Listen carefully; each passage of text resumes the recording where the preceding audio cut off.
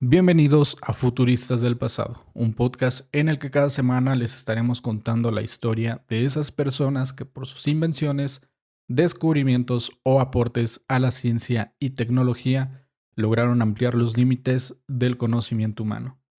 Yo soy Alejandro Ortega y en esta ocasión les voy a hablar sobre Alfred Nobel.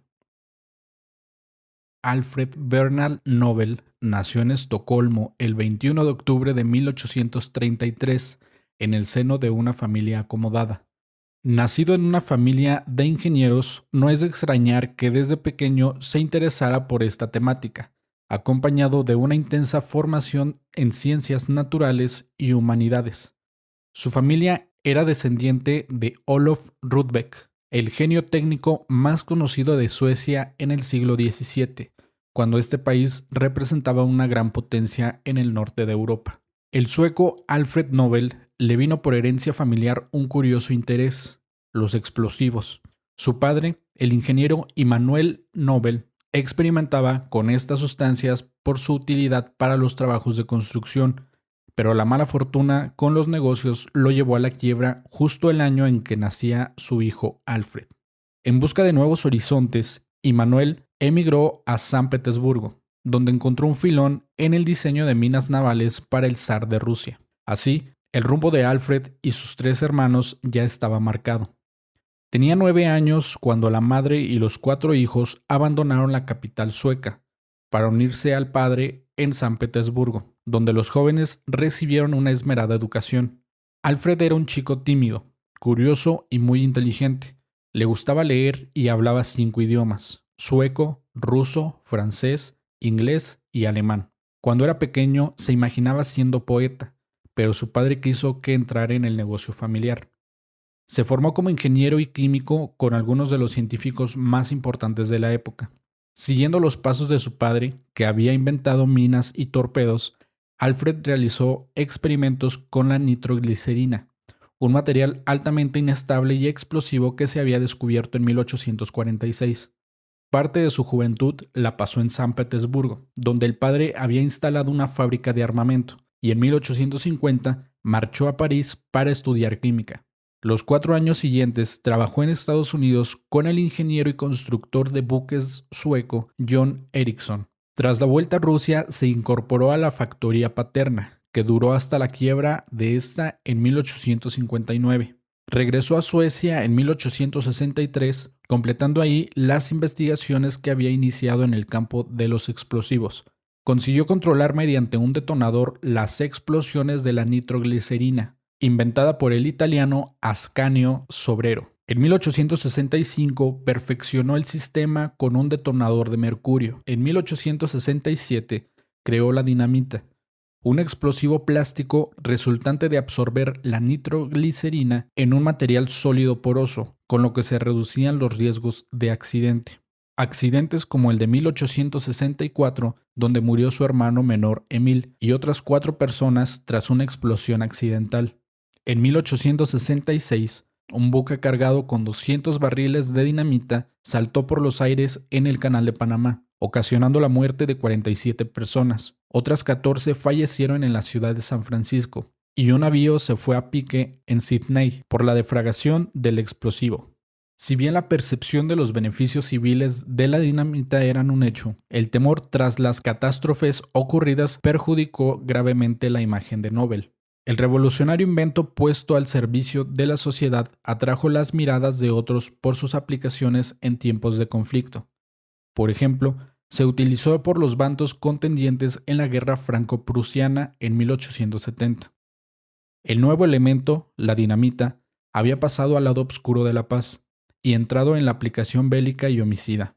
Alfred Nobel, con reiteración, expresó el utópico deseo de producir un material o una máquina de efectos tan devastadores que las guerras fueran imposibles de declararse ante el temor de los países a llegar a su propio y total aniquilamiento. Produjo otras invenciones en el terreno de los explosivos, como la gelignita en 1875 o la balistita en 1887. Nobel patentó sus inventos y fundó compañías para fabricarlos y comercializarlos desde 1865, primero en Estocolmo y Hamburgo, luego también en Nueva York y San Francisco.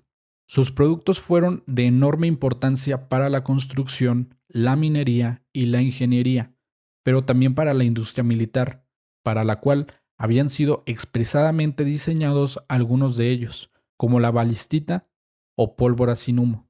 Su adinerada situación la acrecentó con prospecciones petrolíferas en el Cauca y se hizo propietario de la empresa Bofors, dedicada a la producción de hierro, acero, cañones y otras piezas de artillería. Por todo ello, Nobel acumuló una enorme riqueza, pero también un cierto complejo de culpa por el mal y la destrucción que sus inventos pudieran haber causado a la humanidad en los campos de batalla. Fue por ello que en vida, Alfred Nobel llegó a forjarse una reputación muy diferente a la que hoy adornan sus premios. En una carta a la activista pacífica Berta von Suttner, Alfred Nobel aseguraba que las armas tenían un efecto disuasivo mayor que las manifestaciones y las campañas por la paz. Decía: quizá mis fábricas pondrían fin a la guerra, el día en que dos cuerpos de ejército puedan en un segundo aniquilarse mutuamente. Todas las naciones civilizadas seguramente retrocederán con horror y disolverán sus tropas. Se dice que cuando en 1888 murió su hermano Ludwig, un periódico francés que confundió la identidad del fallecido con la de Alfred, publicó un obituario titulado «Ha muerto el mercader de la muerte», agravio que le acarreó serios problemas de conciencia. No obstante, su invento permitió avanzar en las comunicaciones terrestres. Su descubrimiento no acabó con las guerras, como su espíritu pacifista anhelaba, sino que las hizo más crueles aún. Nunca se casó y no tuvo hijos. Por ese motivo, decidió que parte de su fortuna se usara para crear unos premios que premiaran a grandes pensadores y científicos en el campo de la física, la química, la medicina, la literatura y la paz. El último deseo de Alfred Nobel está plasmado en testamento signado ante el notario el 27 de noviembre de 1895 y de cuyas actuaciones derivadas son los célebres premios Nobel. Textualmente, el documento testamentario dice: la totalidad de lo que queda de mi fortuna quedará dispuesta del modo siguiente. El capital invertido en valores seguros por mis testamentarios constituirá un fondo cuyos intereses deberán ser distribuidos cada año en forma de premios, entre aquellos que durante el año precedente hayan realizado el mayor beneficio a la humanidad. Dichos intereses se dividirán en 5 partes iguales, que serán repartidas de la siguiente manera. Una parte a las personas que hayan hecho el descubrimiento o invento más importante en el campo de la física. Una parte a la persona que haya realizado el descubrimiento o mejora más importante dentro de la química. Otra parte a la persona que haya hecho el descubrimiento más importante dentro del campo de la filosofía y la medicina. Una parte a quien haya producido la obra más sobresaliente de tendencias idealistas dentro del campo de la literatura. Y una más a la persona que haya trabajado más o mejor a favor de la fraternidad entre las naciones, la abolición o reducción de los ejércitos existentes y la celebración y promoción de procesos de paz. Los premios para la física y química serán otorgados por la Academia Sueca de las Ciencias, el de Filosofía y Medicina por el Instituto Karolinska de Estocolmo, el de Literatura por la Academia de Estocolmo, y el de los Defensores de la Paz será otorgado por un comité formado por 5 personas elegidas por el Storting noruego, o el Parlamento. Es mi expreso deseo que al otorgar estos premios no se tenga en consideración la nacionalidad de los candidatos, sino que sean los más merecedores los que reciban el premio, sean escandinavos o no. A partir de ahora, este es el único testamento con valor legal. Con él quedan sin efecto todas las disposiciones testamentarias anteriores que puedan aparecer después de mi muerte. Albert Einstein, en 1945, tras la Segunda Guerra Mundial, afirmaba: Alfred Nobel inventó un explosivo más poderoso que cualquier otro conocido hasta entonces, y para aliviar su conciencia, instituyó el premio a la promoción de la paz.